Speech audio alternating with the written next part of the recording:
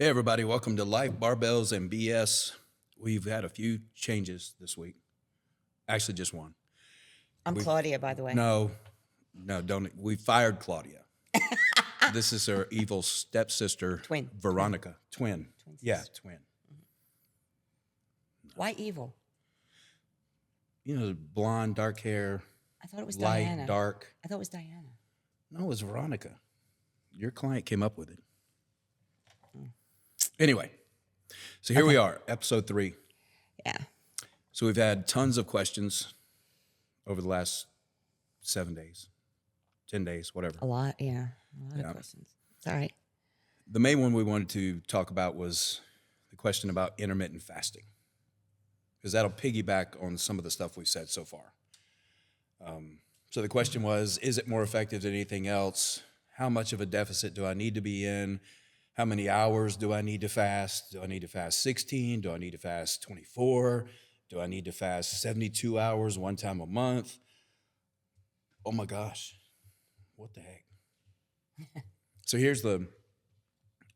I'll give a short answer, and I'll let you have to split people into categories. So you have bodybuilders. So if you're a bodybuilder and you're looking to gain muscle, take intermittent fasting off the table because you're not going to get enough calories. Meal timing is somewhat important. There needs to be a meal when you first wake up in the morning, meal before you work out, meal, post-workout meal, all those different things. So for a bodybuilder, if you're looking to improve your physique over time, intermittent fasting is not the way to do that. You need to be eating 5 or 6 meals a day. But if you're a lifestyle person, let's just say, for instance, you're trying to lose 50 pounds, right? We discussed this today. Mm-hmm. Let's go back to, if it works for you, do it. Intermittent fasting is not any more effective than any other diet. It's not any less effective than any other diet. It just places you in a position to be in a caloric deficit, which is what we've talked about before, right? Mm-hmm. That's assuming that when you go 16 hours, let's just say you go 16 hours without eating. So noon the next day is when you eat your first meal. Then that's assuming you have the discipline that it takes to control your appetite for the rest of the day. Because a lot of people, if they fast for long periods of time, they end up gorging themselves. Yeah, if there's some kind of trigger food, we talked about sugar. For me, it's peanut butter. Then all of a sudden you've consumed 2,000 calories in one meal and you still got the rest of the way to go. Right. So to sum this up, because we want to keep this one really short, because it's not rocket science. I don't care whether you're talking about keto, paleo, Atkins, South Beach, intermittent fasting, it does not matter. The one thing they all have in common is they put you in a caloric deficit if they're done properly. You have to be in a caloric deficit to lose body fat, period. If it works for you, the only diet that works is the one that you will do, the one that you'll sustain over time. That's the only one that works. Okay, I'm glad you said that because I was going to pick up on that. And people have said to me in the past, well, gosh, I've lost all this weight on keto or paleo or whatever the case is. But they don't stick with it. And then they're right back to square one. Right. So in other words, in my book, the way I see it, it didn't work. Because it's not something that you can sustain long. If you can't sustain it indefinitely and have it work for you, then it's not, it's in my book, didn't work. It didn't work. Temporary, if you're trying to just, hey, I want to lose a few pounds, I'm going on a cruise, I have a wedding I'm going to, I'm trying to fit into this dress, whatever the case is, and it's something down the line. It's several months down the line, and you're trying to do something in that regard. And then you're going to go right back to the way you were eating before. Go for it. But if this is something that, hey, I want to take off this weight and keep it off, or I want to, improve my overall health and physique, then no, they're not. I don't believe that they are anything that is what's the word I'm looking for? Help me out. What am I trying to say? I don't know. Can't like read your it- mind. Come on, Claudia. I need your wife here. Effective? Effective Yes. long term? There you go. See, I Yeah. did read your mind. Yeah. So, and seriously, just do away with it. But like you said, with this intermittent fasting, it's not something that I promote to clients because a lot do not have the discipline to, after X amount of hours, like you said, 16 hours or whatever the case is, to not gorge themselves, because at that point they are ravenous. Yeah. And they have no control. Once they put something, any kind of whatever food it is, and once they start, they can't stop. Right. So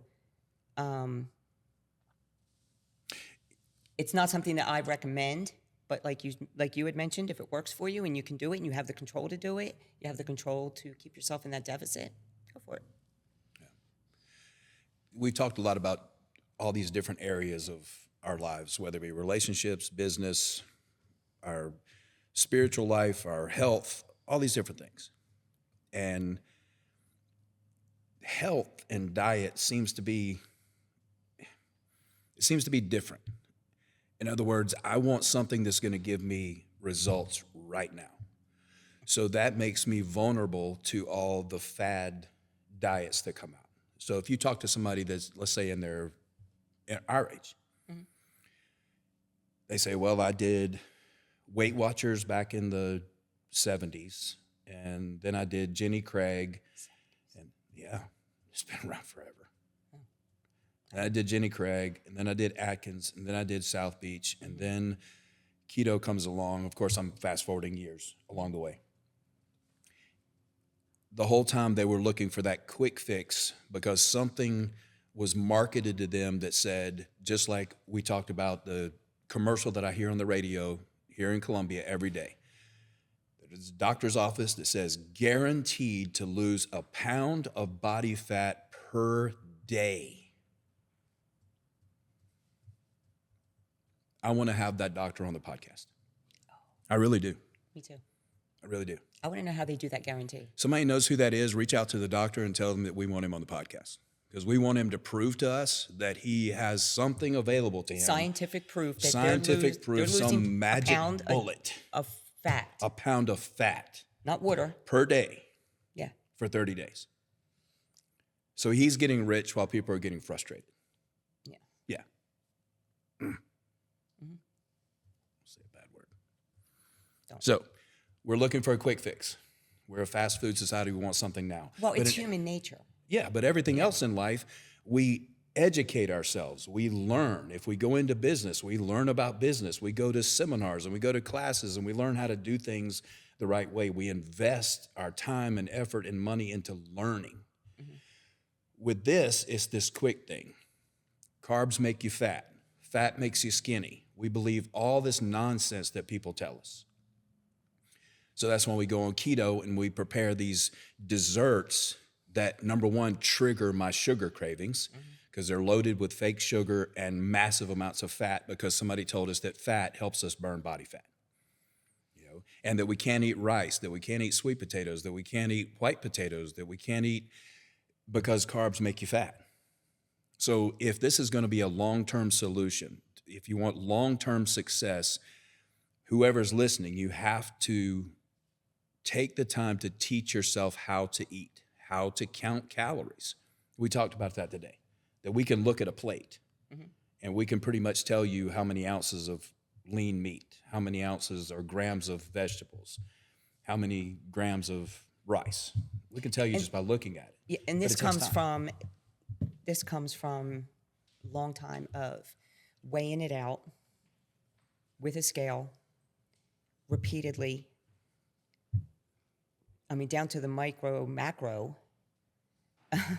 And so after a while, you can pretty much look at something at that point and say, okay, I this is 4 ounces, 5 ounces, 6 ounces, whatever the case is. Because you've done it so often, you can pretty much pinpoint where you're at. But if you're not there, if you haven't done it, guesstimating. People are going to be surprised at how much they're actually taking in, how much sodium they're taking in, how much sugar they're taking in, how much calories they're taking in just one meal. Yeah. You know. So. And let me say this, because we haven't really touched on this, but we do this for a living. Mm-hmm. So if people are watching and they want to learn how to do this the right way, if you want to learn how to prepare your meals, if you want to learn that every gram of carbs has 4 calories, every gram of protein has 4 calories, every gram of fat has 9 calories, and how to count that up and how to know what your macros are, reach out to us. We'll help you. Yeah. That's what we do.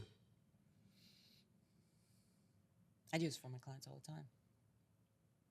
Yeah. So we're assuming we're going to kind of put the lid on this one because we've covered it like 3 times. Yes. Calorie deficit, calorie deficit. Yes. That's it.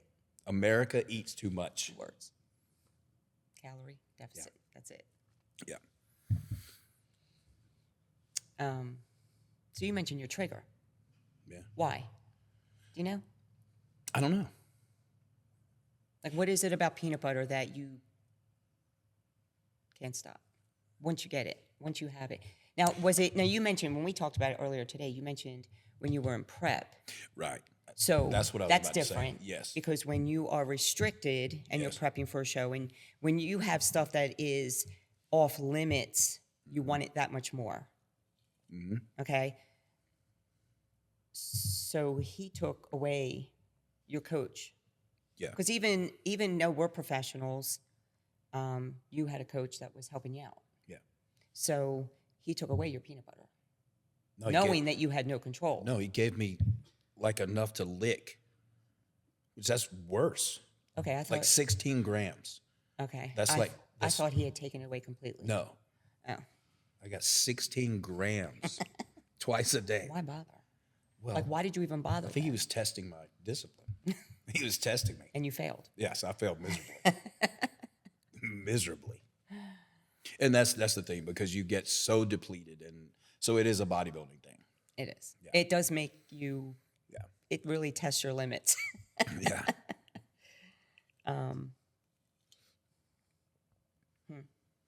So mine is sugar, just straight. Anything sweet. Cupcakes, cookies, you name it. Just. Manny, what's your trigger? Your Soda? wife? Your wife is your trigger? What? He just pointed. Oh. He said soda. Yeah. Save that one. Well, and a lot of people have that. It's the their carbonation. wife is their trigger? No.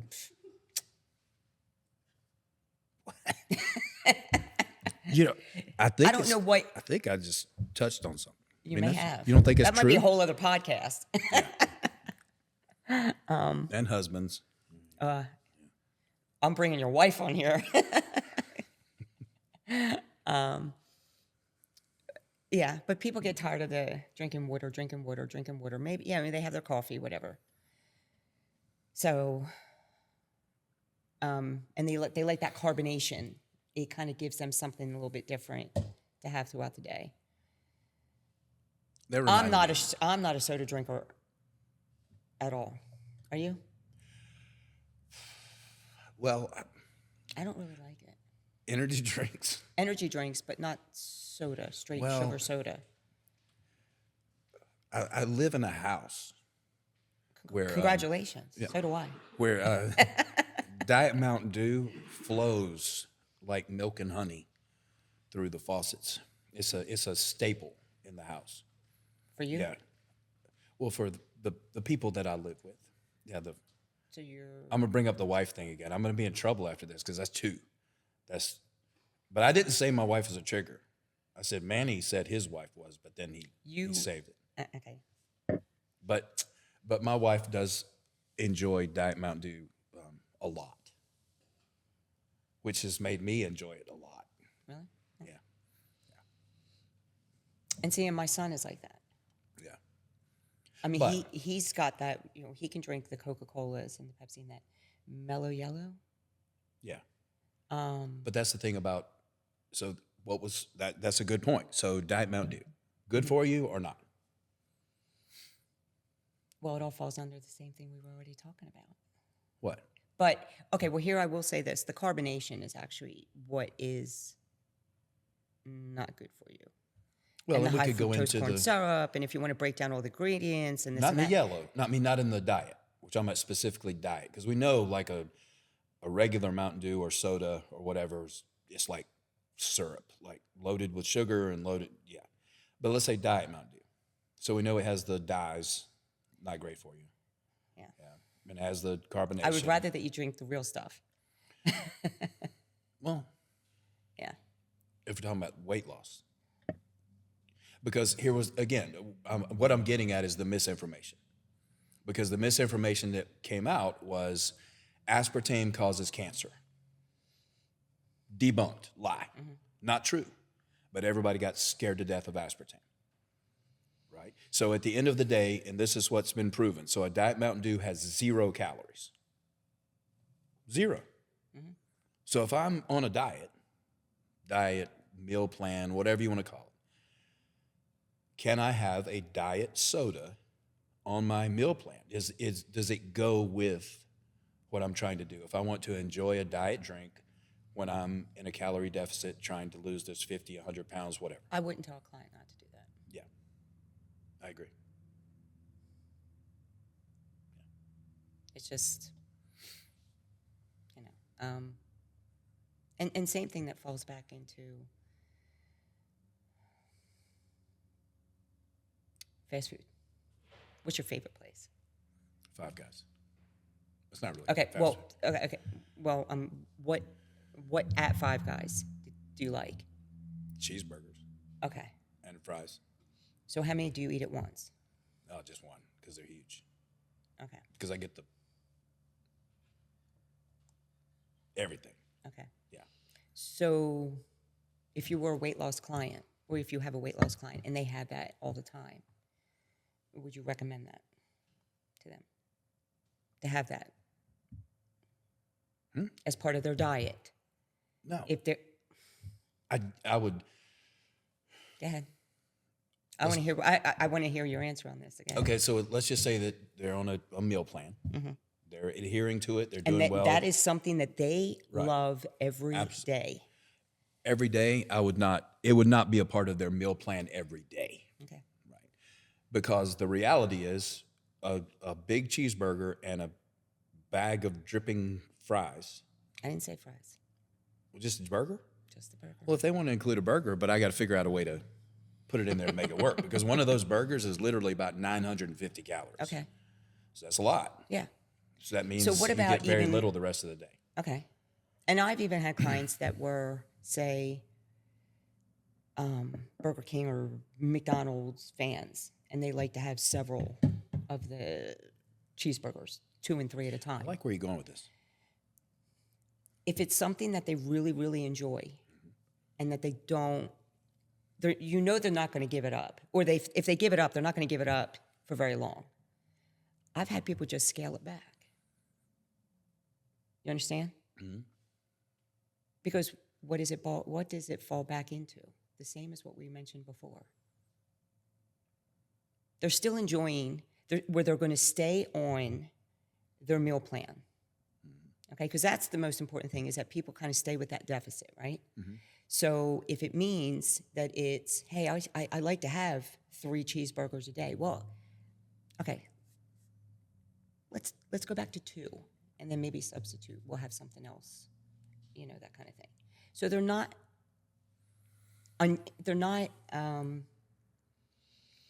having a miserable time trying to do their meal plan or stick with a meal plan. Do you understand? Yeah. So I try to cater it to what I know they're going to stick with at first, because eventually, especially once I start seeing results, it never has failed so far, is that they eventually realize, I'm going to get away from this because I'm seeing results. Right. And I want to see results a little faster, and I want to be healthier. Baby steps. Right. I always do baby steps, especially when I know they're going to be a client that's a little bit more on the difficult side. Right. As far as where their diet is concerned. The gym is the easy part. It's the food that people have a rough time with.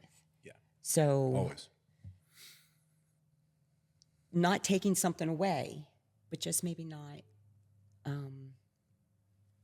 they're not having it full throttle like what they're used to. You understand? Yeah. I'm glad you said that, because you said eventually getting to the point where, Yes. Hey, this isn't a healthy choice for me. I'm gonna make a better choice based on my success up until now.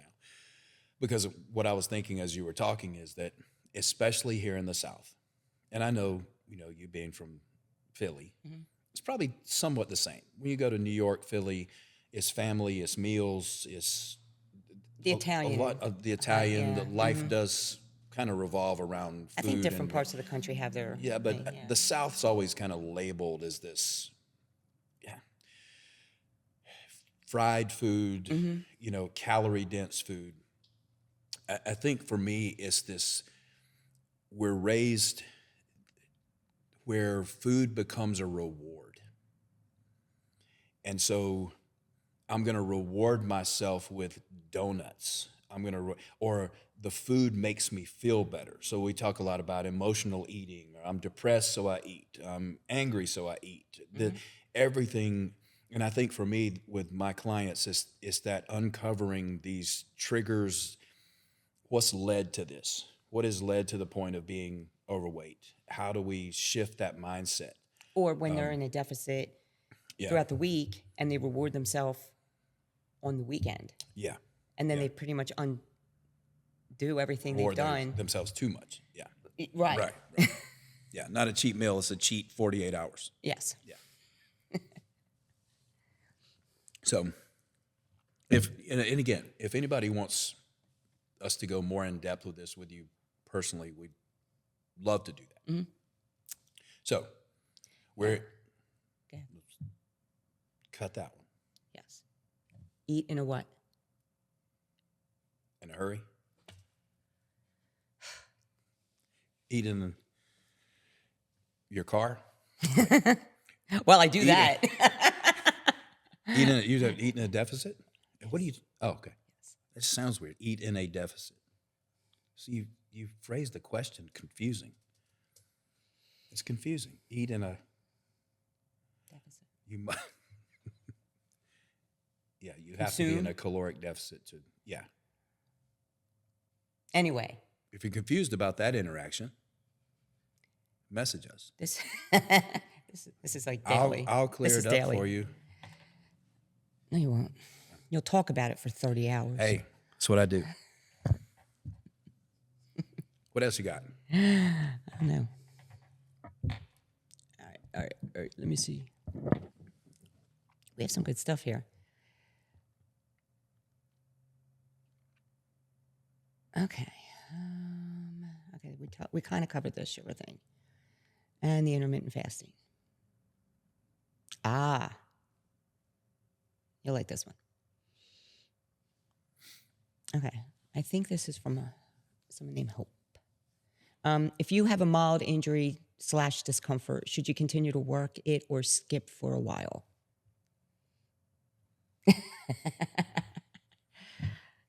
I'll let you answer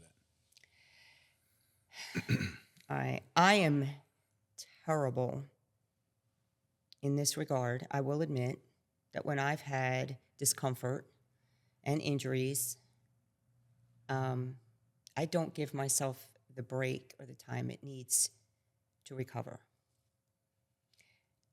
However, I will say that I don't do the downtime. I don't do the downtime where I'm laid up or not training for a week, 2 weeks, 3 weeks, whatever the case is, okay? I don't do that. I've never done it. And depending on the severity of the injury, I haven't been that severe that I needed to. I've had discomfort. Are you kidding? And this long of bodybuilding? Absolutely. Elbows and shoulders and my knees. My knees are a constant hindrance. You know that.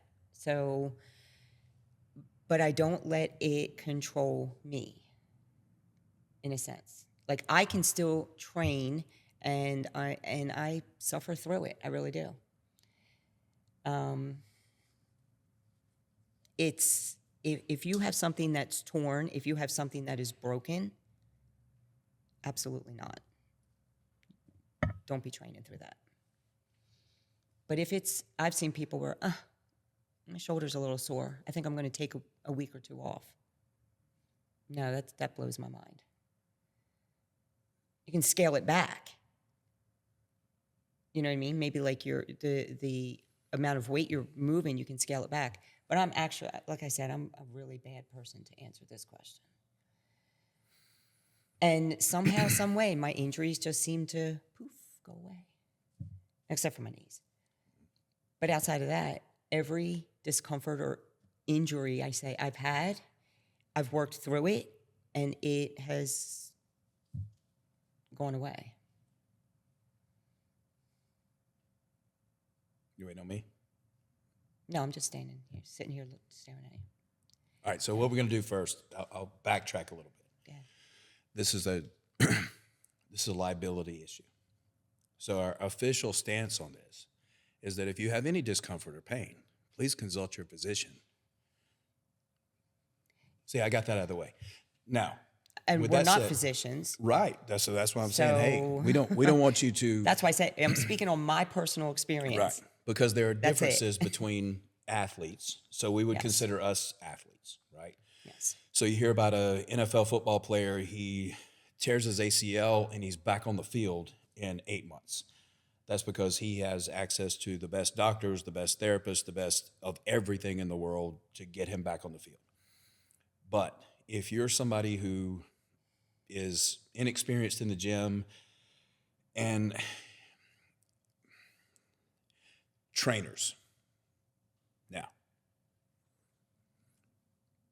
trainers definitely are not qualified to diagnose injuries, but trainers should be good enough and they should understand the human body well enough that when a client says, this is bothering me, or it hurts when I do this, to at least be able to narrow it down To what it is. to something that says, hey, you might want to go. Or you checked alter out. it. You alter the exercise. Absolutely. Well, what you don't want to do is you don't want to ignore something or train through something that's going to lead to something bigger or more severe over time. It's kind of one of those questions that depends on what kind of discomfort we're talking about. Yeah. I mean, if it's extreme, Yeah. that they're crying, Yeah. no, seriously. Like I said, I was speaking on my personal experience. Yeah. We train through I train injuries through it all the time. Yeah. I do. But I don't necessarily I can't say that that's the right thing to do for everybody else. You know, for my clients, when they say, this is, I don't like XYZ, I change it. I figure out what's going on. I alter the movement. If that doesn't work, we do something else. Yeah, I mean, for especially bodybuilders, powerlifters, we're always to the extreme, right? And you're going to have injuries in this sport. Yeah. You know, Manny fell off a ladder, broke his arm, shoulder. I mean, Hanging a TV. He chose to get surgery instead of just powering through. Well, It's kind of weak. I know. I mean, I just got up and, I just, yeah. I mean, now you know walking how for around me, with I'd a say pop that shoulder back in. He's got a sling and he's getting all the sympathy. I mean, he's got help. I mean, he's the one that's got to look at himself in the mirror. He did hurt it pretty bad. We felt bad. But he's here. He shouldn't even be here. I said but that. But he showed up for us, and there's our and you yourself have worked weekly through Manny injuries. shout out because he's awesome. You have worked through injuries. Oh yeah. Shoulders. Yeah. Rotator cuff tears. Back injuries. Broke a bone in my back. There's no disc in my lower back. It's gone. Yeah. So what? Knees. But I'm not. Don't take my advice. Yeah. I'm not the one to listen We to. are not orthopedic surgeons. You want to take care of yourself. Yeah. absolutely. We're not anti-medicine by any means. All right. What else? All right. How about this last one for this one? I don't know what the last one is. No, I meant the last question. Okay. All right. All right. What's your thought? Or Pizza. that's not a bad thought. That's Okay. just the first thing that came to mind. What's your thought on what time to stop consuming calories for the day? Yeah. There is no. I don't have a specific time. No. Because my day, well, and like Good answer. we had said, it depends on your day. My day is different all the time, so I can't. I don't eat at the same time all the time. I've got a really good answer, I think. If you followed our advice up until this point, you have a meal plan. Let's say that the meal plan says you get 2,000 calories per day. So the answer to that question is when you eat your 2,000th calorie. Say that fast. 2,000. Yeah. Never mind. When you eat that last calorie, you're done. I like how you change that. Yeah, because it doesn't matter what time you eat it. Right. It could be 10 o'clock at night. Yeah. Yeah. That means you got all your protein requirement in. Right? You didn't overeat. Right. You're finished. You're done. But if you're going at everything haphazard and you're just throwing caution to the wind and eating whatever you want, say, "Ooh, somebody told me I can't eat after 5." I hear that a lot. Yeah, that makes no sense whatsoever. And it's always my female clients, too. Unless you're following the intermittent fasting route. Right. Because it has, there's so many hours. There's which specific again, times, yeah. but or specific hours that you have to be fasting. But it's always I don't think I've ever had a male client say that to me, that they eat at a certain time and then cut it off and stop. Yeah. It's always been my female clients. Why don't I eat after 5 or 6 or whatever? Yeah. So if you're following, like you said, following a meal plan, eat till you're done. Good? Unless you got more. How do you answer this question? What question? That's what you just did to me. Oh. You got to give me the question. No, let's not. We can cut it off at that one. Because I have it. Yeah, well, never mind. Okay. I almost jumped the gun. Yeah. It'll have wait till next week when we do this again. Because I have a question. It's a good one, but it's for another episode. Okay. You have a question from someone else? I have a question from me to you. Don't be blindsiding me. All right. I don't know if there's any kind of what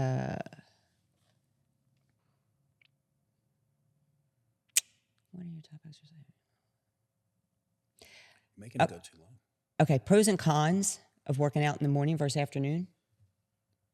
No. No.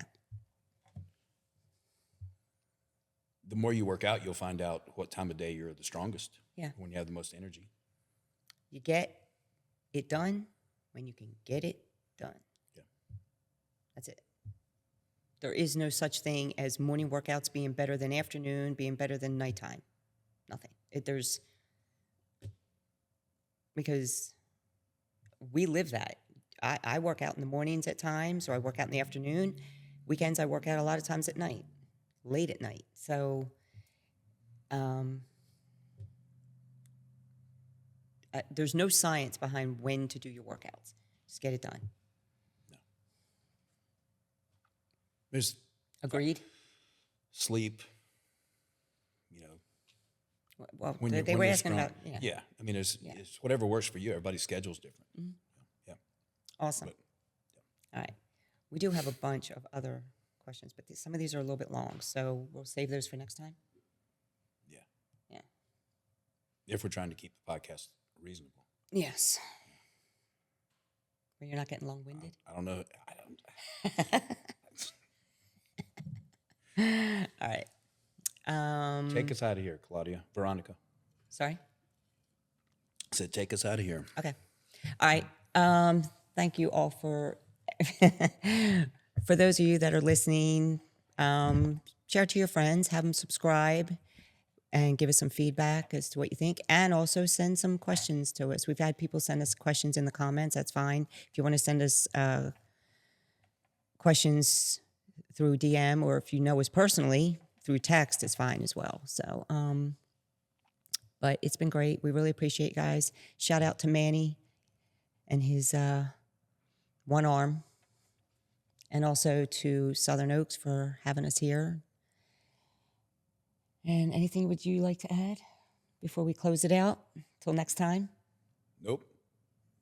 I'm good. You good? All right, awesome. All right, guys. Like, subscribe, and definitely comment. What are you doing? Smashing the like button. Stop it. Stop it. All right. Have a good night, everybody.